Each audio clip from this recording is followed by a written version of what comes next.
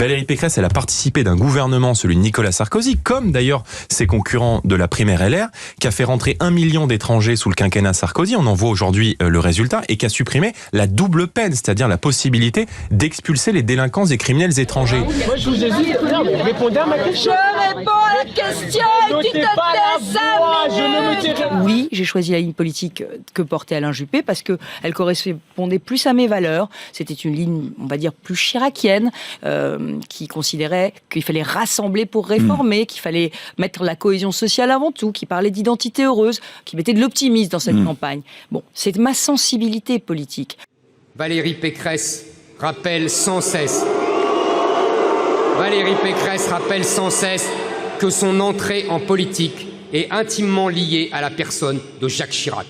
Elle se réfère sans cesse à lui. Croyons-la sur parole. Elle agira comme son mentor, elle promettra tout et ne tiendra rien.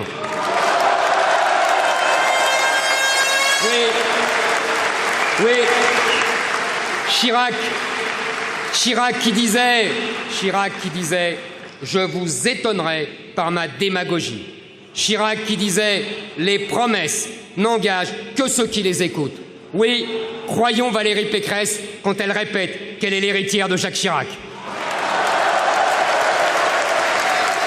Et pour les fans de métaphores, il y en avait une encore plus recherchée. La vie est un puzzle étrange qui un jour s'emboîte en vous. Mais vous fumez. C'est ce que me disait hier Manu ce matin. Le puzzle de la vie a du mal à s'emboîter en moi. C'est très philosophique. Moins bonne note en histoire géo avec cette belle boulette au cœur du discours. J'ai traversé le silence d'Oradour-sur-Glane, village martyr de ma Corrèze de cœur, celle des maquis vainqueurs. Ah, jolie rime, mais le village martyr d'Oradour-sur-Glane n'est pas dans sa Corrèze de cœur, mais dans le département voisin de la Haute-Vienne. Voilà, faudra réviser les fiches. Emmanuel Macron a cramé la caisse, Il a cramé la caisse. Le département a augmenté les impôts de combien? 30%. Et à la région, elle, c'est 58%. Pauvre 88% d'augmentation d'impôts en 5 ans. Voyons. Bonjour, je m'appelle Laurent Devangen et je suis enseignant en mathématiques. Bonjour, monsieur le professeur. Est-ce que 30% plus 58% font 88%? L'augmentation générale a été de 45%. Ah oui. Et pas de 88%. Ah oui, mais c'est au moins niveau bac, ça, non? C'est même vu dès la 3e. Le parcours de Valérie Pécresse est un parcours qui me semble refléter une forme d'incohérence et d'inconsistance. Alors c'est vrai que là, elle avait comme directeur de cabinet un certain Patrick Stefanini, qu'on sait par le passé assez proche de Nicolas Sarkozy, assez à droite. Donc je pense qu'il a correctement orienté sa campagne. Mais quand on revient un peu sur le passé, Valérie Pécresse, c'est une femme qui a notamment co-signé une tribune avec Rokhaya Diallo et Madame Taubira, qui s'intitulait, quand même, ça vaut le détour, pour une France multiculturelle et post-raciale. C'est une femme qui allait rompre le jeûne avec des associations musulmanes à la mosquée, si je ne m'abuse, de Pantin, qui s'était notamment, distinguée au moment de l'affaire Samuel Paty. C'est une femme dont le bilan est quand même ambigu au Conseil régional, qui finance un certain nombre d'associations pro-immigration, dont l'association Equalis, souvenez-vous, celle qui a fait parler d'elle parce que son président avait versé un salaire mirobolant et de très nombreux avantages, voilà.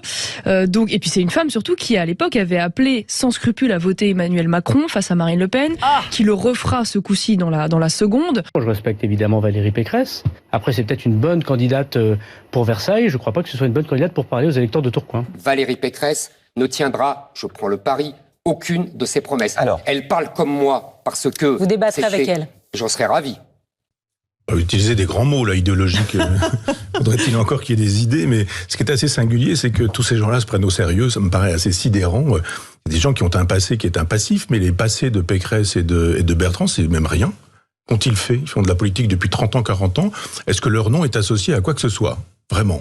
Valérie Pécresse participe aujourd'hui activement à la propagande LGBT et à la destruction du genre. Soucieuse de s'attirer les faveurs de l'électorat LGBT, elle procure un soutien financier à la Marche des Fiertés, toujours par le biais du Conseil régional d'Île-de-France.